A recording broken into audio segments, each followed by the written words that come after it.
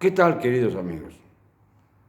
Amanecimos en esta nueva semana con eso de que ya se inauguró una capilla para venerar a Diego Armando Maradona en México. Se llama la Iglesia Maradonista. Y ahí van algunos, yo creo que de la colonia argentina, porque me resulta difícil que los mexicanos honren al ídolo argentino, que además, pues, de ser buen jugador de fútbol, uno de los mejores de la historia, según dicen los expertos, no fue un buen ejemplo para los seres humanos. Al contrario, fue un hombre que promocionó el uso de la droga con su propia situación, que fue a tratarse varias veces a Cuba, que fue partidario de Fidel Castro y de las dictaduras como la de Chávez, que fue un elemento que regresó al fútbol después como director técnico, no lo hizo bien en Argentina y acabó contratado por el equipo de Culiacán en Sinaloa gracias a los millones de pesos y de dólares que le soltó, lógicamente, el cártel de Sinaloa. Esto lo sabemos, pero nadie lo dice, son de las cosas que están escondiditas, que siempre nos esconden, pero que siempre están presentes cuando tratamos de hacer análisis de la vida nacional. Y esto viene al caso porque también en México tenemos a nuestros propios íconos. Por ejemplo, Jesús Malverde, el santo de los narcos, no reconocido por la iglesia, por ninguna iglesia, por supuesto, pero que es venerado como el patrón del narcotráfico, que tiene capillas por distintos lugares, cuyas esfinges se venden en todas partes. Yo me he encontrado con esfinges de Jesús Malverde, pues para allá por la carretera de México a Querétaro, después de Palmillas. Ahí hay una tienda de artesanías que venden muchas figuras de Jesús Malverde, el santo de los narcos. No se crea que los narcos no van a persignarse, se persignan con la figura de un elemento que fue un gran bandido, un gran pillo, y no hace poco, hace ya algún centenar de años, pero que ha sido y ha resultado ser el personaje con el que se identifican los delincuentes organizados. Lo digo porque mientras que no se tiene una capilla, por ejemplo, para el santo Juan Diego, que fue una de las grandes mentiras del cardenal Norberto Rivera Carrera a su santidad el Papa Juan Pablo II, ya santo, en el sentido de que se construiría ahí en la calle Montevideo, con insurgentes, un templo para venerar al indígena a quien se apareció la Virgen Guadalupana, pues no hay nada, no se ha hecho nada. Fíjense qué diferencia. Por un lado se exalta el culto absurdo a Jesús Malverde o a Diego Armando Maradona, pero se deja atrás, muy atrás, a Juan Diego. Bueno, entre otras cosas porque dicen los propios historiadores que es difícil situar precisamente a quién es Juan Diego, el que fue beneficiado por la deslumbrante figura de la guadalupana.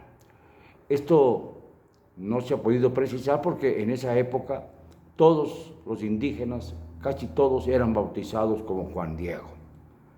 Así era el capricho de los invasores españoles que hasta la fecha insisten en llamar conquista de México a lo que fue invasión de Mesoamérica, que son cosas y términos muy distintos, muy diferentes.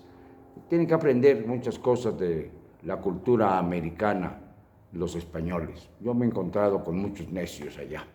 Pero bueno, el caso es que ya es tiempo de proponer, dado que ya hay un templo para hacer todos los rituales que merece una figura de la drogadicción enorme como Diego Armando Maradona, futbolista bueno, para comenzar a pedirle a la Santa Sede que le permita a los adoradores de Andrés Manuel López Obrador tener su propio templo. Podría, por ejemplo, empezarse con colocar en el pedestal vacío del Paseo de la Reforma, en donde retiraron indebidamente a Cristóbal Colón, el navegante que enlazó a dos continentes, porque según decían era un ejemplo de la colonia, de la colonización de estas tierras. El encuentro hubiera sido inevitable, tarde o temprano, y Colón fue obviamente un adelantado que logró descubrir para el mundo antiguo, para el mundo medieval de Europa, América, que estaba allí, no se le pudo haber descubierto porque estaba allí. Lo que pasa es que nadie conocía la existencia de este continente, salvo los vikingos que llegaron primero por el norte de América. No hubo descubrimiento, pero sí hubo coloniaje. De la misma manera, hay que honrar a quienes se adelantaron y pudieron lograr hazañas como la de Colón, que indiscutiblemente lo fue. Nunca pisó tierra de México, pero por lo menos fue un hombre que inspiró a las siguientes generaciones a buscar una vía de comercio que nos permitiera acercarnos. Ahora, es difícil que lo entiendan los muchachos de hoy, que con solo mover el internet y buscar las plataformas necesarias pueden adquirir lo que sea. Como decía la famosa tienda Saks y la tienda Harrods de Londres, la primera es de Nueva York, que se podía comprar en sus tiendas desde un alfiler hasta un elefante.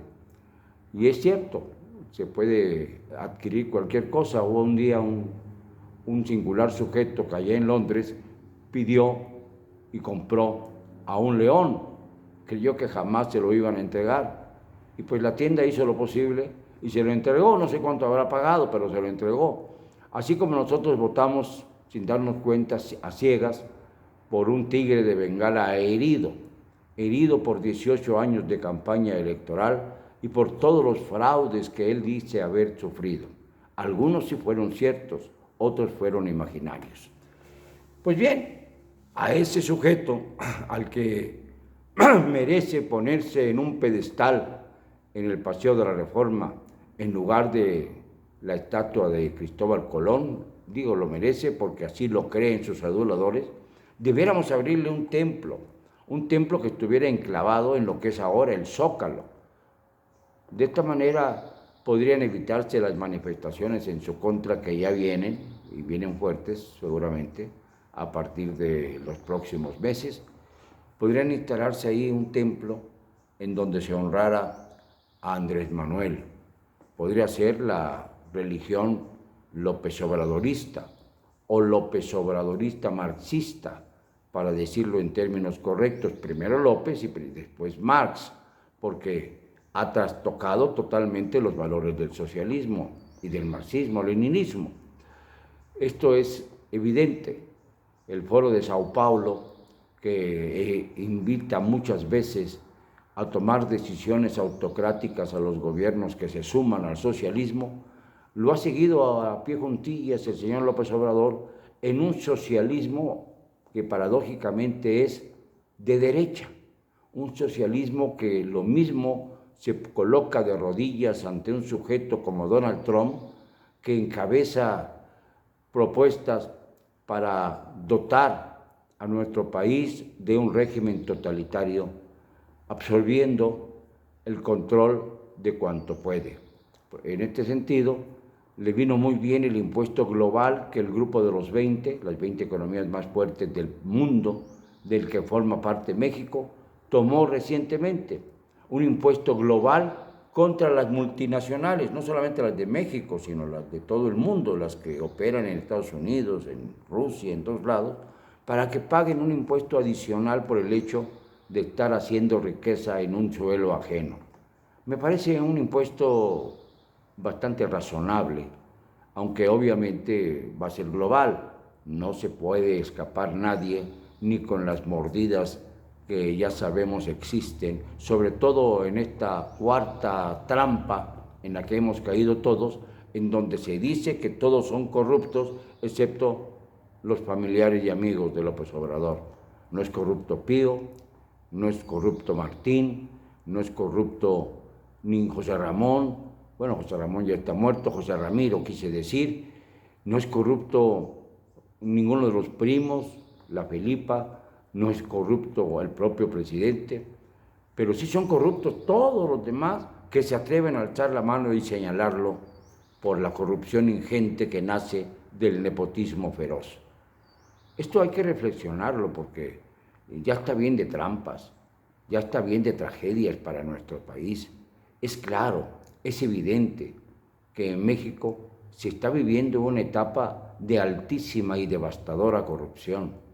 Se da el lujo el presidente de empezar a quemar sus propias cartas presidenciales, quizá con el propósito de ser él el que aparezca como el único capaz de redimir a México y prorrogar su mandato porque no lo ha dejado trabajar lo suficiente esta pandemia maldita que ahora viene con una nueva cepa delta que está atacando furiosamente a los niños y a los jóvenes. Cuidado, hay que proteger mucho a nuestros hijos porque no se va a administrar bien esta nueva oleada, como no se administró bien la pandemia, colocándonos como el país con más muertes del mundo, si nos vamos a los datos extraoficiales.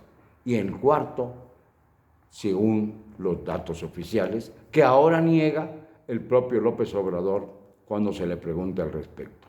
La hipocresía de este personaje llega al grado de contradecir sus propias cifras cuando se ve acosado por la realidad. Me dicen que a veces grito. Pues sí, tengo que gritar, porque no estoy hecho de agua, estoy hecho de sangre y hueso. Y esta sangre a veces se exalta, se calienta y no se puede consumir, porque sencillamente da rabia ver cómo se engaña a tantos millones de mexicanos. Da rabia observar cómo lo siguen aquellos que más perjudicados han sido por causa de la cuarta trampa. Los más perjudicados son los que más le aplauden porque reciben un bono bimestral, 3,100 pesos. O sea, 1,500, 1,550 pesos al mes. Y esto creen que es motivo para agradecerle al presidente y a su gobierno hasta la ignominia. Y no es así, porque es dinero que no sale del bolsillo del presidente, sino que es dinero que sale del erario público, del que reunimos todos los mexicanos, causantes, cautivos además, porque además hay muchos mexicanos que ya están cansados de pagar impuestos cuyo destino se desconoce, que ya están cansados de simular que estamos entregando el dinero para el bien común cuando el dinero acaba en manos de Pío Pío Pío o del Martinazo. ¿Por qué no, presidente, reconoce que hay corrupción en su familia? ¿Por qué es usted tan cínico? Ya es tiempo, presidente, de que tome las cosas en serio y que no señale la corrupción afuera. Está dentro de su gobierno. Basta mencionar un nombre, Manuel Bartlett, basta mencionar otro, Irma Heréndira Sandoval, que ya no está ahí con usted, y ahora su esposo Jack Ackerman lo acusa a usted de stalinista, es decir, de un hombre que sacrifica y le da cuello a quienes ya no coinciden con él dentro de su equipo. Eso es lo que quiso decir Jack Ackerman, pero el Jack Ackerman es el enlace que usted todavía conserva y ahora quiere disimularlo con el famoso Foro de Sao Paulo. Ay, presidente López Obrador, va usted de mal a mucho peor. Perdóneme, no me van a callar. Y lo digo con cero cobardía.